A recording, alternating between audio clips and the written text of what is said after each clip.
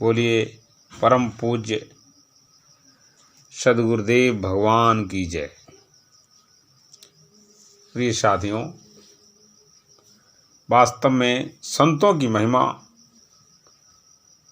हमारे जीवन में नई ऊर्जा को भरने वाली है। संतों के विषय में आइए आज कुछ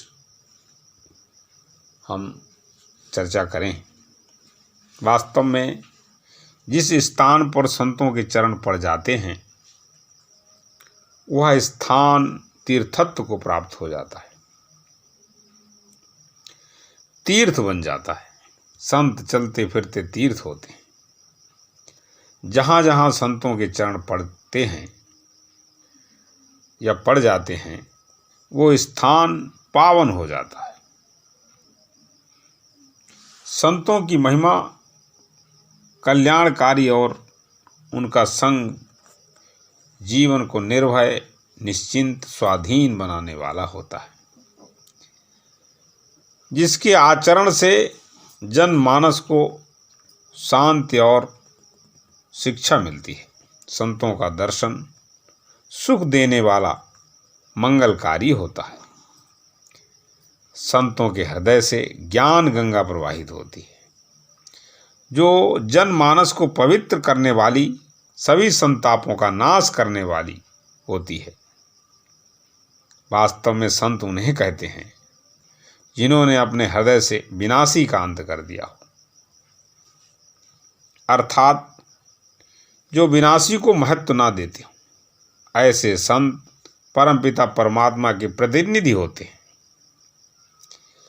ये ऐसे संत ढूंढने से नहीं मिलते। भगवान की अपार कृपा होने पर जीव का कल्याण करने के लिए आंतरिक पराप्रेरणा से उनका हमारे जीवन में पदार्पण होता है।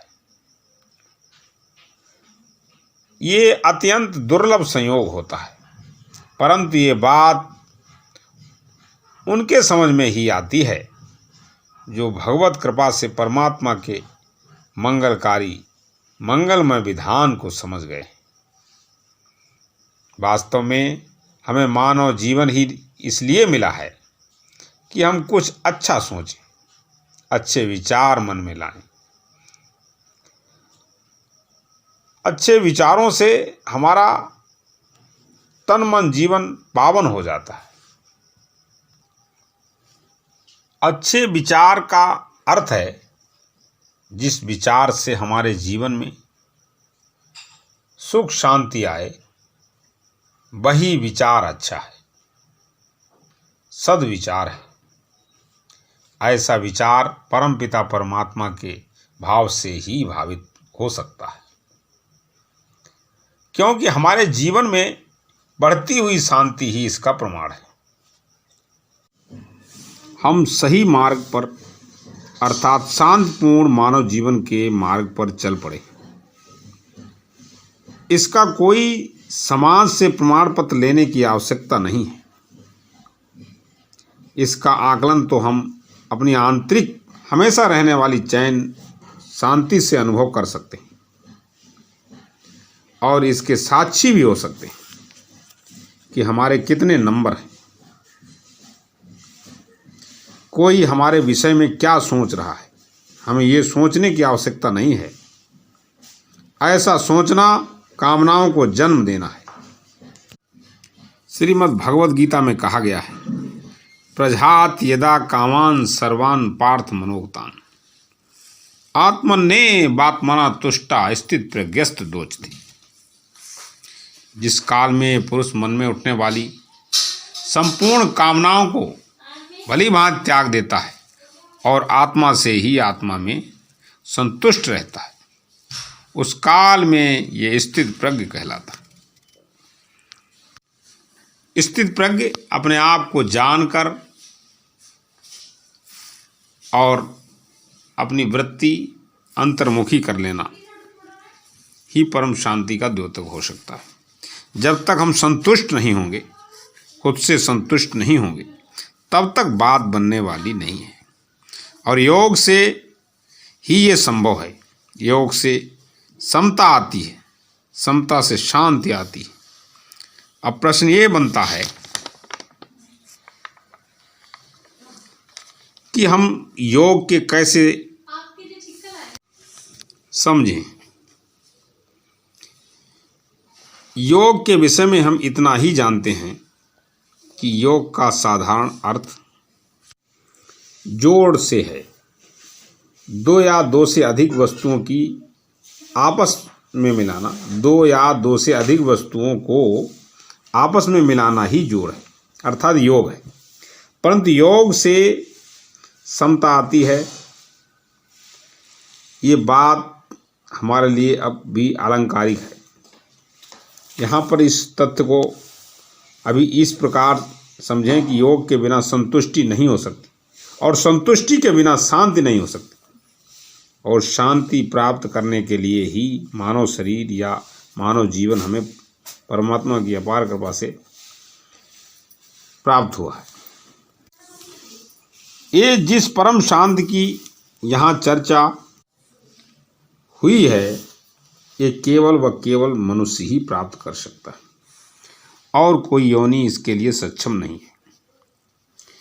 अब इसमें बहुत सारे तर्क हो सकते हैं, परंतु ये तर्क का विषय नहीं है, ये अनुभव का विषय है।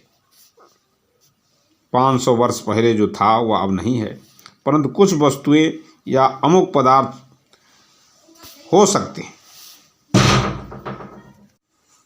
अमुक पदार्थ हो भी सकते हैं, पर उसमें परिवर्तन अवश्य होगा, ये तो निश्चित है, इसमें कोई संशय नहीं है।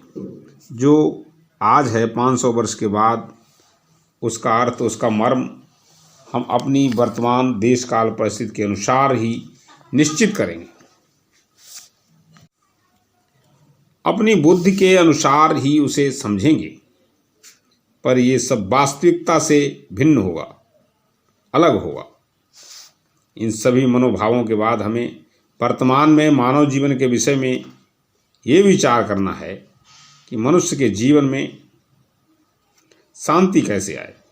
ये अक्ष प्रश्न है हमारे सामने। उसके जीवन में निश्चिंतता कैसे आए, मनुष्य का जीवन सरल कैसे हो, क्योंकि हम सारे काम सुख शांति के लिए ही करते हैं, परंतु हमारे जीवन में निश्चिंतता क्यों नहीं आ रही, समता क्यों नहीं आ रही। एक यही प्रश्न बार बार हमारे सम्मुख आ रहा है। सम्मुख इसलिए आ रहा है क्योंकि यही जीवन का वास्तविक प्रश्न है। अब इससे भी आश्चर्य की बात यह है कि आपको जानकर आश्चर्य होगा कि कोई भी मनुष्य ये विचार नहीं करता कि आखिर हमें ये मानव का जीवन क्यों मिला, जिसके लिए ये मानव जीवन मिला, क्या हमारे द्वारा वो कार्य हो रहा है। यदि वो कार्य हो रहा है तो हमारे जीवन में पूर्ण शांति होनी चाहिए। क्या हम खुद से संतुष्ट हैं? यदि हैं तो जीवन की सार्थकता है, यदि ऐसा नहीं है तो निश्चित रूप से हमसे कोई बड़ी भूल हो रही है, इसमें कोई दो राय नहीं हो सकती। तो बस इसी भूल के विषय में हमें विचार करना है। इसके लिए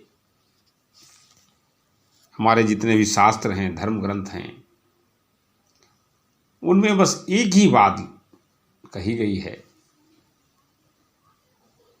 कि जब तक हमारा जीवन अंधकार में रहेगा, माने अज्ञानता में हम जिएंगे, तब तक हमारे जीवन में शांति नहीं आ सकती।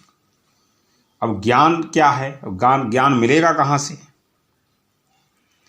तो गुरु बिन भवनिधि तरई न कोई,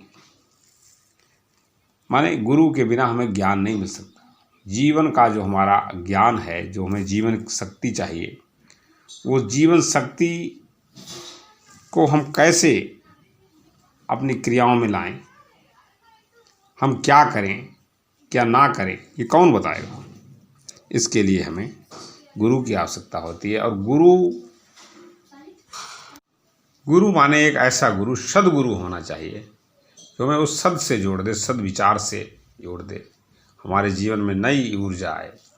बस यही कहना चाहते हैं क्यों गुरुर्ब्रह्मा गुरुर्विष्णु गुरुर्देवो महेश्वरा गुरुर साक्षात परम ब्रह्म तस्मै श्री गुरुवे नमः। अज्ञान तिमिरांधस्य ज्ञानांजन शलाकया चक्षुरुन्मीलितं येन तस्मै श्री गुरुवे नमः। तस्मै श्री गुरुवे नमः।